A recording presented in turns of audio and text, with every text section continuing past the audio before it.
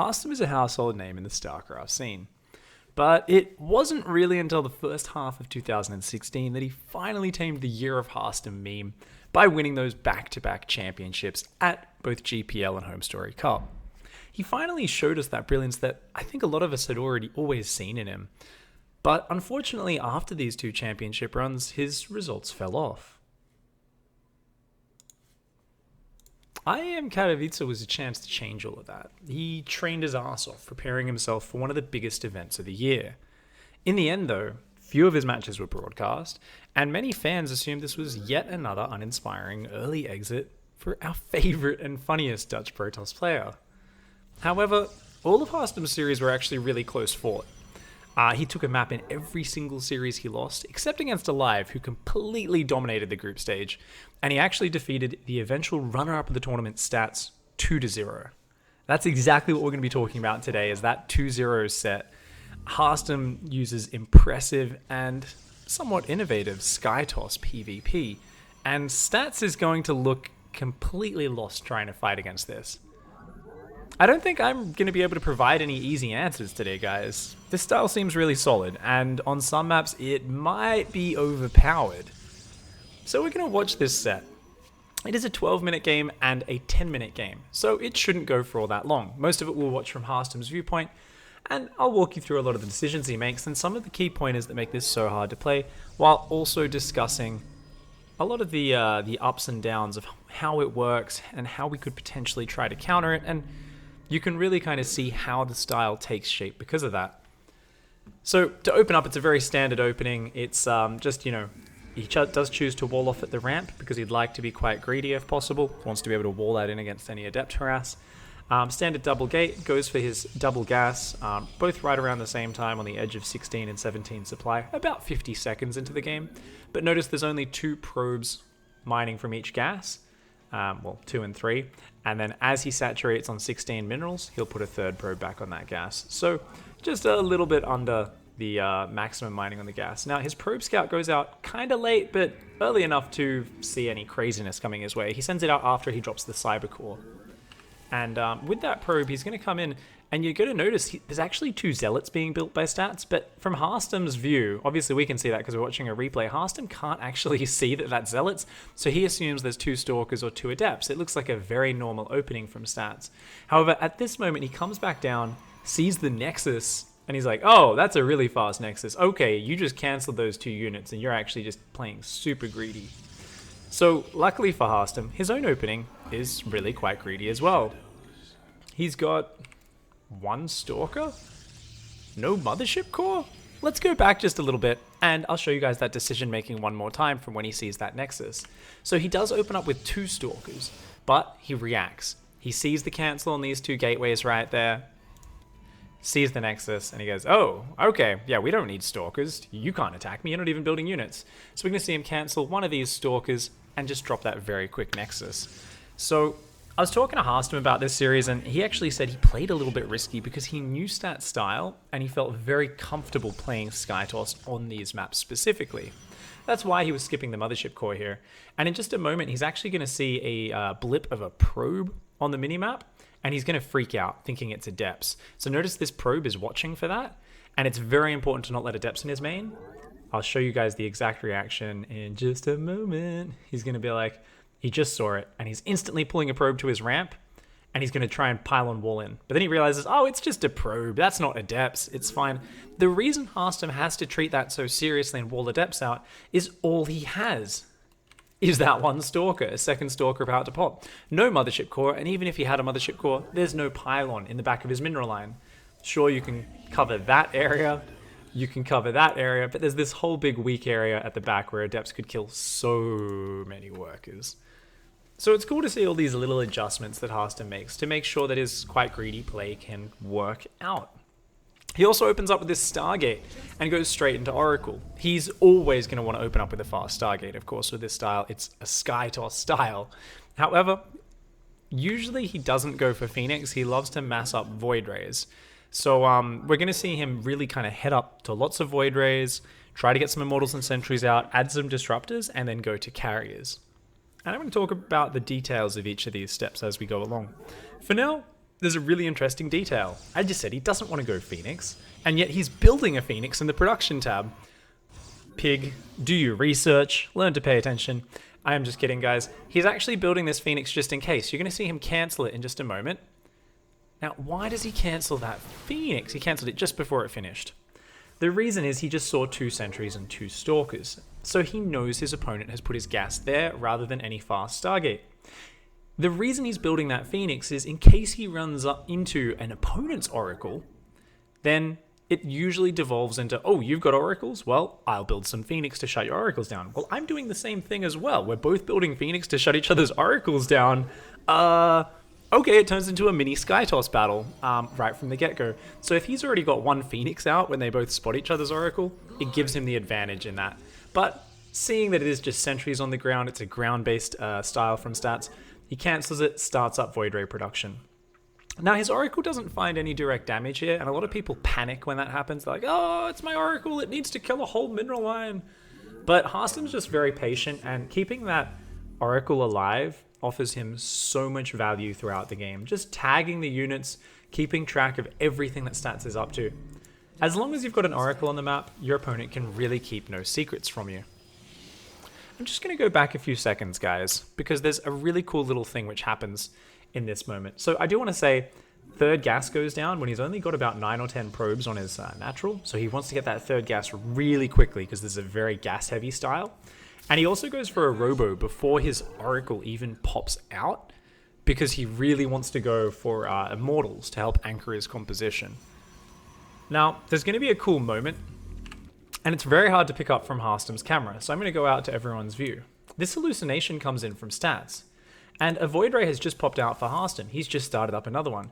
Harstem sees that hallucination. The instant it comes in, cancels that Void Ray that it just started because he's worried about that Phoenix.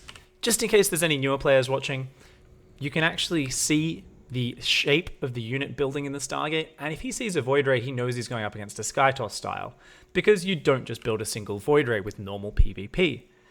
But look at how quick this reaction is from Harstem. Let's go to Harstem's map, Harstem's vision. Already cancelled by the time it comes in. Stats doesn't see it, and he also doesn't see this Void Ray patrolling up there that's ready to stop a Warp Prism. So Stats doesn't get any idea of this, and his super clutch, super quick reaction from Harstem ends up being pretty much a game winner in this map because Stats goes for so long without realizing what he's facing off against. These cool tiny maneuvers, Harstem realizing, hey, this is a pretty solid style. I don't need to hide what I'm doing, but if I manage to hide it, it's pretty much a free loss. Like, you need things that shoot up, and you need a very specific game plan. You can't just go for standard Blink Disruptor and hope to break it. Definitely not on this map, where you've got a pretty narrow choke point here and a reasonably narrow choke point into the 3rd. It's really quite defensible. It's very hard to get your opponent out of position. At this point, we see a 2nd Stargate going down. He wants more Void Ray production. Colossus Bay, or Disruptor Den in this case, as we should probably call it, because that is what I said he's going to be adding in, and indeed he is going to be adding that into his composition. Yeah, so this is really cool, right? If you think about Skytoss, I mean, why are you going Immortals and Void Rays? Well, think about Void Rays. What's the natural counter? What are you potentially weak to if you're massing Void Rays? Well, the first thing that pops to mind is Blink Stalkers. That's your basic Protoss unit that shoots up. However, Stalkers kind of get shreked by Void Rays, right? Like, cost for cost. The reason it can work is because Void Rays build so slowly, the Stargates are so expensive, so often someone can warp in a few rounds of 7 or 8 Stalkers with Blink when you're only building 1 or 2 Void Rays at a time, and then you're like, hey, I've got 4 or 5 Void Rays, and then 20 Stalkers just jump on top of them and kill them. Having the Immortals, the Sentries with the Guardian Shield, that's going to be really massive in terms of just making sure he's completely immune to Stalkers killing him. The combination of Immortals and Void Rays with Overcharge and Guardian Shield and Force Fields, it turns this into a Stalker massacring army. It's not just a Stalker killing army. It would be the most one-sided fight of all time if Stalkers try to take this down. Now, why are Disruptors? And this is interesting, and there's a few different reasons. Obviously, Disruptors are a great splash unit. If your opponent goes Storm to try to deal with your Void Rays, I definitely feel like Disruptors are probably the more effective overall splash in PvP. But one of the things which Harstem was actually telling me about is he said that, you know, he's experimented a bit against this style, him and a lot of other Protoss players, and they actually discovered that Archons with +3 shield upgrades and Guardian shield can beat the eventual carriers that come out of these Skytoss styles. And the carriers are the problem, right? You can go Storm and kind of deal with Void Rays, you can kind of deal with them with Blinkstalker Storm, but that composition is useless against carriers. However, if you get Guardian shield and +3 shield upgrade on Archons, he said you can just massacre carriers. Because each interceptor has 2 attacks, they are affected by the armor modifiers twice, and so their damage just ends up negligent. The Archon splash damage blasts them out of the sky, and the interceptors all just disappear. But what him and a lot of other Protoss players realized is that they can just make disruptors, launch out those balls, blast down the Archons, and it just totally tears them apart. So Archons don't really end up a counter when you've got disruptors added into your Skytoss composition. Game's about to heat up at this point. We're watching from Harstem's camera. Let's go back because it's a little bit frantic. Void Ray, Cannon, his own Adepts dealing with that, and he's just zoning here with Overcharge. I want to go back just a little bit, just to very quickly highlight a few other things. So Harstem here only has 2 gateways, guys. Because he's going for such high-tech units, he's only got 2 gateways. He's not very mobile. This Void Ray is so important to stop Warp Prisms get in. This Pylon, so important to stop Warp Prisms trying to get in the left-hand side. If a Warp Prism gets into his main, outside of Overcharge, he can only warp in 2 units at a time. It can be a real pain. Harstem is very immobile. Disruptors, Void Rays, Immortals, this is a very static army. So he's got to be really careful to shut down any multi-prong from stats. So this is something he really pays attention to. And he is about to be dealing with that big push. What's really funny, by the way, guys, is I haven't really talked much about a potential answer to kill this. As I said at the start, there's no real easy answer. I was asking Harstem, I was saying, do you mind sharing, you know, what the perfect reaction is? What's the one thing you see where you go, oh shit, this guy, he scouted it too early, he's got the response, he kills me. And Harstem's response was, and I quote, "It's fucking broken. I tried to get it nerfed before IEM, but they didn't want to listen." Basically, he said he even spoke to Blizzard and was saying, this is a problem composition. I think it's really bad, and, you know, bad for the game. I think it's too powerful, it's too strong, especially on these maps. And he spoke to Blizzard and asked them to nerf it, but they didn't quite agree with him just yet. We'll see how the meta progresses and see how that goes, but it's really funny to realize that the player who's using it so well was actually someone who doesn't necessarily enjoy the style that much because it does get so static. But he'll definitely use it to his advantage as a pro gamer. Now what we see here with Harstem is he's actually got a lot of Void Rays and those Immortals down on the ground as well. He could probably overpower Stats' army in a front-on fight as long as he doesn't take disruptor shots to the face, right? Hell, he could easily do that.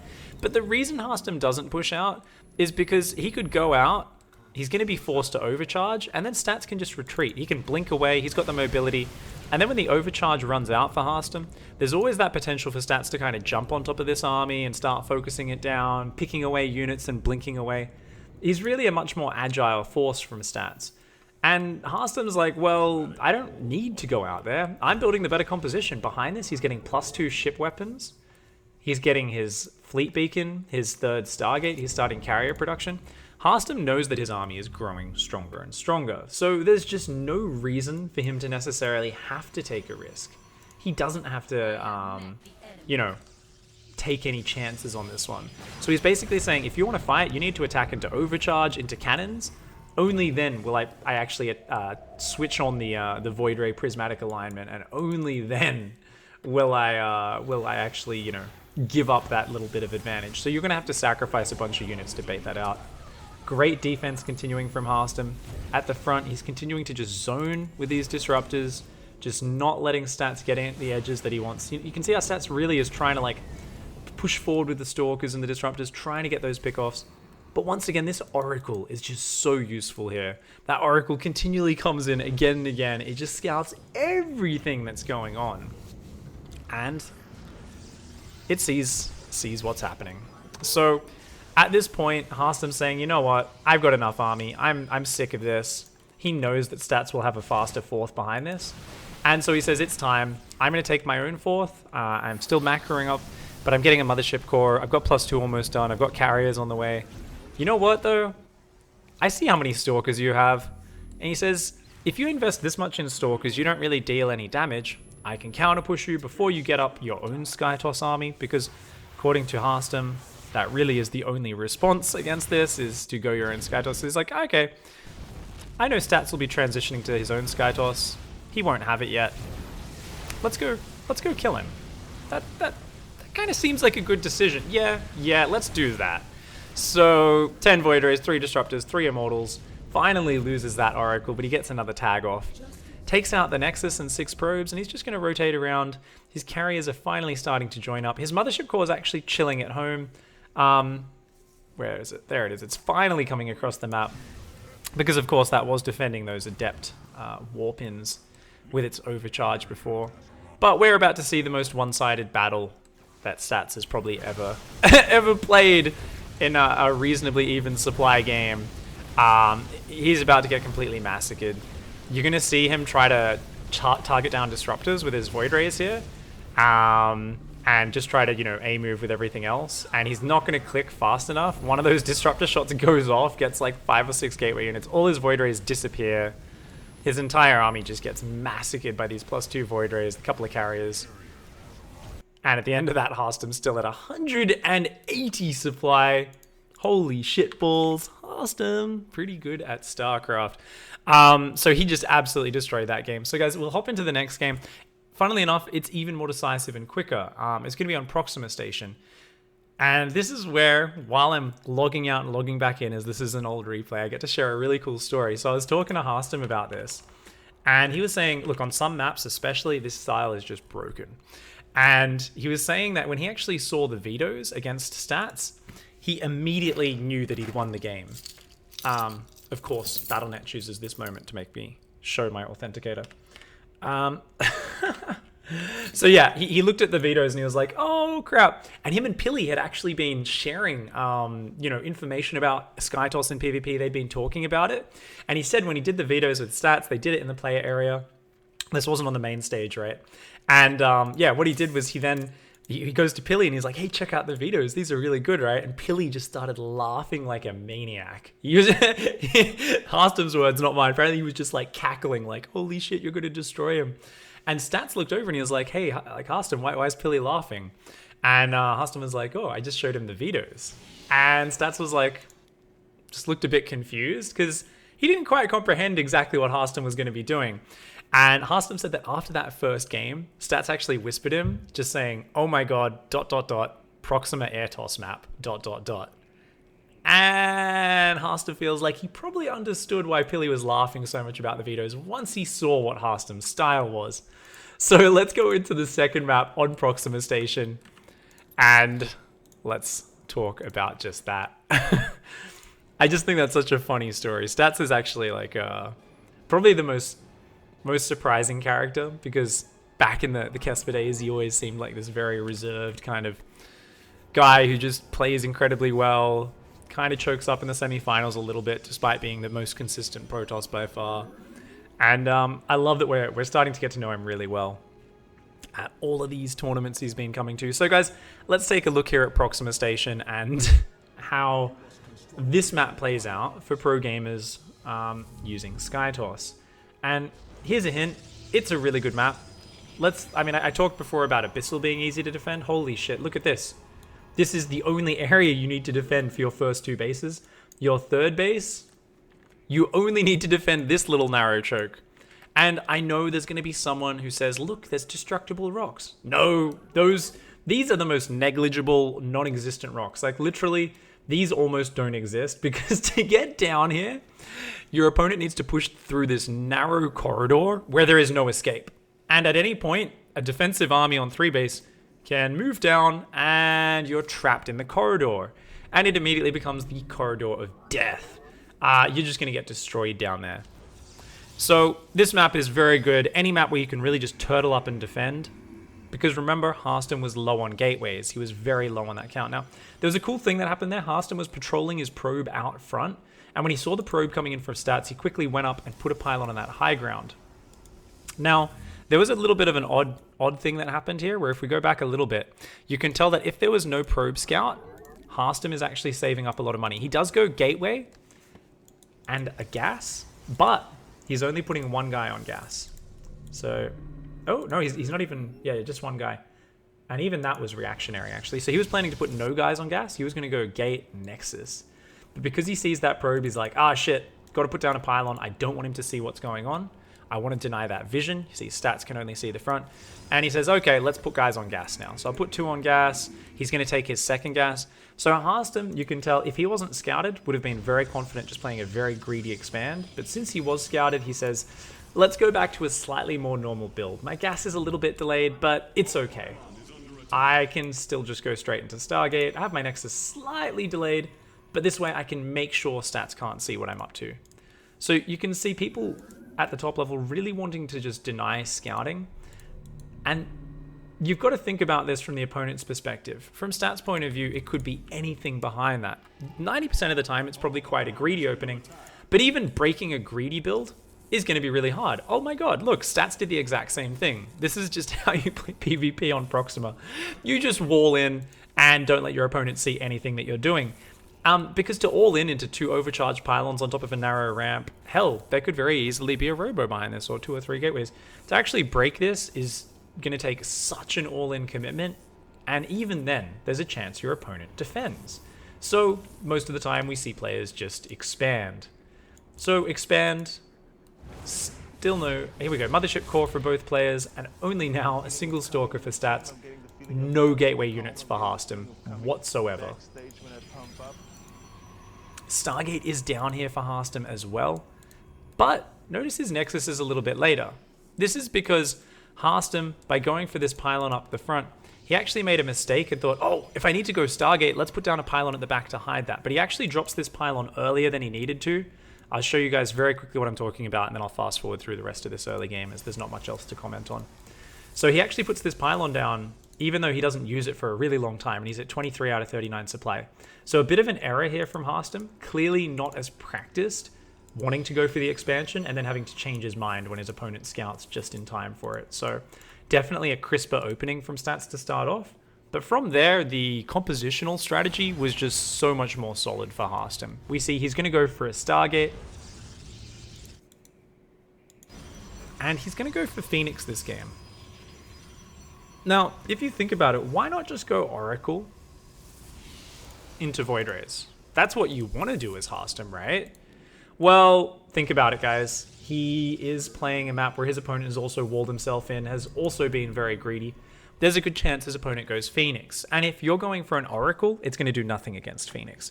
If you're going into into Void Rays, well, you can kind of, I don't even know what wins cost for cost. I think Void Rays probably win cost for cost against Phoenix. I'm not sure. What I do know is the Phoenix can avoid the Void Rays. You're defending over here, bam, Phoenix run in and pick up all your workers. So getting the edge in the Phoenix War is going to be the most powerful way to open up in Stargate versus Stargate. And this is why we have in the past sometimes seen games where both players are just massing obscene amounts of Phoenix trying to get this edge. So Harstem goes straight for that second Stargate. His gas was even faster this time. He dropped it when he only had like 6 or 7 probes on his natural to start mining that third gas. Double Phoenix production and a Stalker and a Mothership Core. And that's it. If an Oracle were to come in, of course, his Phoenix could deal with it, and he's got some overcharge, which would at least defend the main.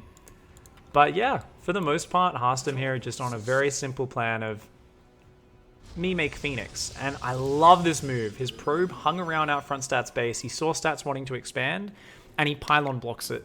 And this is really cool because it just delays the expansion. It's always good to mess with your opponent. But look at this. It's going to pull the Stalkers down here to deal with it. And look at just how patient he is with his Phoenix. So let's watch on Harstem's camera. He's even going to start warping in an Adept there, just to bait those Stalkers out and potentially kill that probe. He says, hey, if you're still walled in, I might kill that probe and delay your Nexus even longer. Instead, he sees all the Stalkers walk down, and it's a probe massacre. The Phoenix come in, grab 6 probes to start things off, and ain't that just a whole lot of sexy? Now, keep in mind, guys, I do want to emphasize just once more, you can't play like this on any other map in the pool. Even Honor Grounds, this is a little bit too greedy since there's more space to blink up into your main. Let's go back and check the infrastructure. and defense. We've got 1 Adept, 1 Stalker, 1 Gate. Only just now putting down a 2nd Gate. Harstem is so reliant on Overcharge to defend. And at this point, oh god, Stats is actually doing a big Blink Stalker timing. But this is that double Overcharge I was talking about, combined with the Phoenix lifts, already a couple Stalkers falling. And that very fast Robo with the Immortals, remember, is the most important thing. These Immortals coming out of this very fast Robo, the now starting Void Ray production, this is what allows Harstem's build to be so solid against these Stalker timings. And once again, we're going to see him defend so damn well. There's a cool little dance here where, because of the Phoenix, if they can just lift up the Stalkers in range of the Overcharge, the Immortal, the Void Ray, Stats gets massacred. So Stats is going to try and do a bit of damage, and every time he sees those Phoenix coming forward, backs off. So he wants to go in, back off, go in, back off. But he's very quickly realizing, oh man, I'm really not going to be able to kill him, am I? I just can't get that much damage. So he comes in, but Harstem was a little bit too far forward, so he didn't move his Phoenix. And at this point, Stats is going, oh god, I can't kill him. And this was a huge commitment. What has he actually killed with this? He's damaged a few units, and he's killed a pylon. And he has to just back off, fall back to a 3rd, and go, shit, what do I do from here? And desperate, he starts building Glaives. He goes for Templar Archives. He's going to try and go Glaive Adepts and Storm. Storm Stalker to deal with the Void Ray, Glaive Adepts to deal with the Immortals and everything on the ground. That definitely can work in the mid game. It's a very, let's try and hold off the counterattack. But Harstem, he immediately sent out a Phoenix. He didn't want to just move out and get owned by a massive Stalkers in case, he overextended. At the same time, though, he needed to check, is Stats transitioning? Do I need to be really careful? And he scouts the 3rd already finished while his own is just starting. And Harstem makes a fantastic judgment call here, and he's like, yeah, you did no damage. You built a lot of Blink Stalkers. I have Immortals and Void Rays. 3 Immortals and 5 Void Rays already, 2 more on the way. You know what? I'm not even going to build probes. Yeah, I've got this 3rd base. I've got a little bit of a transition, but let's see you stop me push you. I would love to see you try, buddy. So his Phoenix are going to come in once more, seeing if they can get some harass. Not able to do it. Sees the gateways, sees the Templar Archives there as well, and he's like, yep, you're transitioning onwards, and you've got that faster 3rd and that economy on it. And we're going to see Harstem push out across this map with a very decisive push. This is a really simple assessment from Harstem. He's building a high-quality army. The only thing Stats got out of his push was delaying Harstem's 3rd, and he's pretty much only got 1 chance behind that, which is transition on upwards, use your superior economy. Harstem says, I'm not going to give you a chance to do that, I'm just going to hit you before you get there. He's still starting to probe up now behind his push. He's adding his disrupted bay, he's adding more gases. He's not all in by any means, but he's going to do a very safe push here. Notice how he doesn't overcommit, he just positions very carefully. And he's going to abuse this tight choke point area here really well. Notice the way Harstem's going to move in. Void Rays and Immortals just make pylons disappear. Same with Stalkers. Any armored units just go down so fast. And notice he isn't using his Overcharge, his Prismatic Alignment on his Void Rays just yet. I don't know why I call it Overcharge. That's confusing, isn't it? And he's just going to be like, yeah, well, you need to come out into this little choke point. Ooh, yeah, I'll force field those units. Thank you. Thanks for the kills, buddy. Does take a little bit of storm damage on his Void Rays, but he's like, okay, let's just kill that Nexus, and then I can back off a little bit. Stats is like, haha, blink forward, kill a Void Ray, lose 4 Stalkers and a Mothership for it. Ugh. Harstem's army is just so dense right now. He hasn't even really used the Phoenix lifts, but even though he's a little bit clumped up here, this is a bit messy positioning from Harstem. You see he's going to split a little bit late, but with the Phoenix lifts, the sheer numbers, the better composition, he is going to overwhelm this army. Just sick play out of Harstem. He just played the Skytoss meta. Stats with his trademark defensive early play could not find an opening at all. He tried to pressure once he saw it with Stargate, and it just didn't work out. He didn't have the answers that he required. And a really surprising bop. That was a game I didn't actually get to see at all during IEM, so I really wanted to share that one with you guys. Speaking to Harstem, he actually said, I like Blink Disruptor better now. This style gets really boring, or any sort of Skytoss style, because EU ladder is a lot of the time now Skytoss versus Skytoss. Even as I'm doing this show, I was just watching Harstem play against Showtime in Underdogs, and it was turning into like carrier versus carrier transitions, even in the wide open maps where it starts out with Blink Disruptor. So it's kind of funny to see someone who plays this style so well kind of be against this style and not really enjoying it that much. Is it imbalanced? Is it a problem in PvP? I don't know. I definitely think on Proxima Station, Honor Grounds, and on Abyssal Reef, it looks really friggin' powerful. And just by how Lost stats looked and how powerful he seems to also agree it is, this style looked bloody good. So yeah, I hope you guys enjoyed today's daily. Do remember the spawning tool build link is down below in the YouTube description. It's also in Twitch chat as well if you guys want that. So don't forget to hug a watermelon, kick a walrus, and of course punch a cactus to the moon. I'll see you guys next time. Goodbye and good night.